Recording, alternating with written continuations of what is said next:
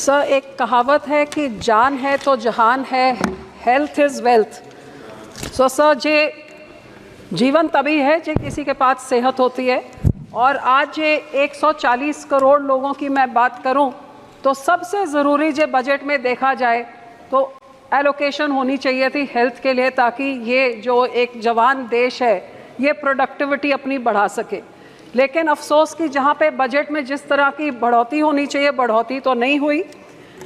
और मैं ये महसूस करती हूँ कि हम सारे इस बात से एग्रीमेंट में होंगे कि हर एक के क्षेत्र में डॉक्टरों की और बहुत ज़्यादा रिक्वायरमेंट है। गांव से लेके शहर में ज़्यादा डॉक्टरों की ज़रूरत है। ये ज़रूरत तभी पूरी हो सकती है जो और मेडिकल कॉलेजेस और इंस्टीट्यूट्स बनाए जाए, आइलाइड सर्विसेज वाले, जो इस तरफ सरकार ध्यान देगी तभी तो और डॉक्टर्स बनेंगे। और मैं ये भी बेनती करूंगी कि जहां करोड़ों रुपए, हज़ारों करोड़ वेस्ट किए जाते हैं, कहीं पे बहुत बड़ा बुत बनता है उस पे हज़ारों करोड़ वेस्ट कर दिए जाएं, कहीं कुछ बन रहा है, बुलेट ट्रेन, बहुत अच्छी बात है। लेकिन जो आपने एम्स बनाए हैं, ऐसे कि आपने बढ़िया इंस्टीट्यूशंस बनाए हैं, तो फिर इधर कंजूसी हम क्यों करते हैं? जितनी सैंक्शनड ग्रांट है वो भी पूरी नहीं देते हैं, पैसे वहाँ के रोके हुए हैं। जिस तरीके से ये एम्स को आपको बढ़ाना चाहिए, हज़ारों करोड़ उनको तो सैंक्शन करके और देना चाहिए, ना कि सैंक्शन अमाउंट को भी रोकना चाहिए। सो मैं आपसे आग्रह करती हूँ आपके द्वारा माननीय मंत्री जी को कि एम्स बठिंडा, जो मेरा ख्याल आपके सबसे पहले एम्स जो 2016 में ऐलान हुए थे, 3 साल के अंदर ये एम्स बन गया 750 बेड का। रोज़ यहाँ पे राजस्थान, हरियाणा, पंजाब, सारे राज्यों के 2500 लोग ओपीडी में आते हैं। रोज़ वहाँ पे 40 इमरजेंसीज होती हैं, 2 मेजर नेशनल हाईवेज, 3 स्टेट के हाईवेज, 2 एक्सप्रेसवेज के बीच में। और आपको हैरानी होगी सर, 750 बेड का सुपर स्पेशलिटी अस्पताल, इतनी सारी हाईवेज। क्या आपको पता है कि यहाँ पे इमरजेंसी वार्ड में कितने बेड्स हैं? 28 बेड। सर, 28 बेड से वो हॉस्पिटल की ऑपरेशंस की रिक्वायरमेंट पूरी होएगी? ये 40 इमरजेंसीज की पूरी होएगी? किसकी होएगी? लगातार मैं कई सालों से मांग रख रही हूँ कि एक 300 बेड का ट्रॉमा सेंटर सैंक्शन किया जाए। एम्स बठिंडा भी मांग रहा है, लेकिन सरकार के कान में जूं तक नहीं। आज तक पता नहीं क्या कारण है, इतना बड़ा आपने हॉस्पिटल खड़ा किया, इमरजेंसी के वहाँ पे आप लगा दीजिए ट्रॉमा सेंटर 300 बेड का, ताकि उसका पूरा यूटिलाइजेशन हो। अस्पताल लोग भी मांग रहे हैं और वहाँ की जनता भी मांग रही है। दूसरा सर, जो छोटे छोटे पेंडिंग ड्यूज हैं, चाहे वो डीपीआर कॉस्ट में, नॉन डीपीआर, 1-1, 2-2 करोड़ क्यों आप रोक के रखते हैं? वो दे दीजिए। सर, आपको हैरानी होगी कि यहाँ पे मैन पावर भी अभी पूरा नहीं दिया है। ऑथराइज फैकल्टी में 150 से ज़्यादा पेंडिंग है। नॉन ऑथराइज नॉन फैकल्टी में उसमें तकरीबन 1000 के तरफ पेंडिंग है। और सर, सबसे ज़रूरी, इतना बड़ा इंफ्रास्ट्रक्चर, मशीनरी पेंडिंग नहीं होनी चाहिए। मेरा क्षेत्र एक ऐसा है जहां इतना ज़्यादा कैंसर है कि मेरे यहाँ जब मैं एमपी बनी थी, एक कैंसर ट्रेन जाती थी, सिर्फ कैंसर पेशेंट से पंजाब से लेके उनको बीकानेर जाती थी। हमारी सरकार आई, हमारे कैंसर के अस्पताल वगैरह बनाए, चलो वहाँ पे इलाज शुरू हो गया। लेकिन इस बड़े सारे एम्स में सब पेट स्कैन की मशीन आज तक नहीं दी है।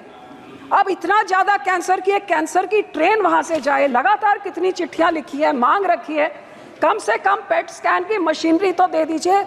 7% कैंसर के केसेस हमारे पंजाब में हर साल बढ़ रहे हैं। अरे गरीब को कितनी बड़ी मदद होएगी? आपने दवाइयों में टैक्स हटा दिया, बहुत अच्छी बात, लेकिन मशीन तो आप दे दीजिए। और इसमें सबसे ज़्यादा पीड़ित औरतों, जिनका ब्रेस्ट और सर्वाइकल कैंसर सबसे ज़्यादा है, तकरीबन 23,000 डेथ्स हर साल होती हैं। सो ये मैं मांग करती हूँ। दूसरी sir, high and ICU ventilators. आपको हैरानी होगी, मेरी पूरी कॉन्स्टिट्यूंसी में किसी अस्पताल में एक वेंटिलेटर वाली एम्बुलेंस तक भी नहीं है, जो लोगों को नज़दीक के साथ में जहाँ पे भी उनको हेल्थ केयर मिल सकता है। सो इसे एम्स में high and ventilator for the hospital और एक ambulance with a ventilator. Sir, दूसरा, मुझे इस बात का मान है कि हमारे इस अस्पताल ने already live donor kidney transplant शुरू कर दिया है, और वहाँ पे अस्पताल ने लिख के भेजा है कि इनको दे दी जाए जो SOTTO, state organ tissue transplant, जो इनको महत्वता देती है, ये दे दी, ताकि ये हार्ट में भी शुरू हो जाए। ये पेंडिंग कब से पड़ा हुआ है नेशनल के साथ। मैं विनती करती हूँ डॉक्टर मंत्री जी को कि ये दिलवा दीजिए। सब बाकी जो दूसरी चीज़ें हैं कि वहाँ पे डॉक्टरों के रहने का स्टाफ अकोमोडेशन अभी तक नहीं बना है, हॉस्टल में कमरे कम हैं, तो ये जब डॉक्टर रहेंगे नहीं कैंपस के अंदर तो इमरजेंसी के लिए अवेलेबल कहाँ होंगे और पेशेंट्स को बोलना पड़ता है। सो ज़रूर मैं बेनती करती हूँ इधर उधर पैसे खर्चने के बजाय जो प्रीमियर इंस्टीट्यूशंस आपने बनाए कम से कम उधर के पैसे आप पूरे करिए। सर दूसरी मैं ये मांग करूँगी कि पंजाब की स्टेट की सरकार अपनी आम आदमी की सियासत चमकाने के लिए और सेंटर की जो टसल रीब्रांडिंग, हमारे नेशनल हेल्थ मिशन में करोड़ों रुपए आज बता रहे थे मंत्री जी भी कि कितने रुपए रोक दिए गए, क्योंकि आयुष्मान भारत का भी जो स्टेट का हिस्सा होता है वो हमारी स्टेट की सरकार ने नहीं भरा, तो लोग इसके लाभ से वंचित हो रहे हैं। और इसी तरह से इनकी ब्रांडिंग की टसल में ये कहते हैं कि इसकी ब्रांडिंग पीएम जो भी योजना होनी चाहिए वो कहते हैं हम मोहल्ला क्लिनिक नाम देंगे।